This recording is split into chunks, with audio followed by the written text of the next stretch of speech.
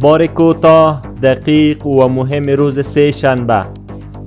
معاونیت اقتصادی ریاست الوزراء میگوید شرکت های برنده استخراج و پروسس 4 بلاک معدن آهن ولسوالی غوریان ولایت هرات و 1 بلاک معدن سربپوکان در ولسوالی تولک ولایت غور اعلان شدند.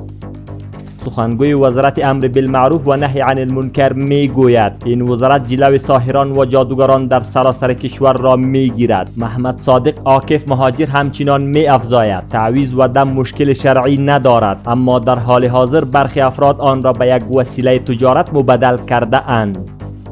شیخ محمد قاسم خالد والی کابل در دیدار با اساتید و شاگردان دارالحفاظ مرکزی کابل گفت شکل ظاهری مدارس به عهده حکومت و شکل معنوی آن بر عهده اساتید است که باید به هر دو طرف آن توجه صورت گیرد.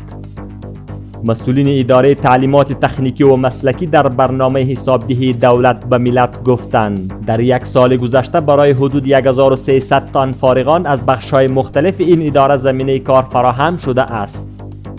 شاروالی کابل میگوید کار کانکریت ریزی گذر 37م ناحیه 5 شهر کابل در حال تکمیل شدن است.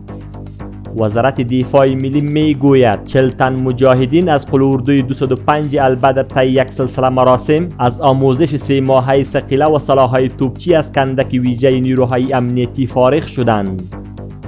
در دشت توپ ولسوالی سیدآباد ولایت میدان وردک از سوی یک تن تاجر به هزینه $400,000 امریکایی یک مسجد اعمار و برای ادای نماز افتتاح گردید.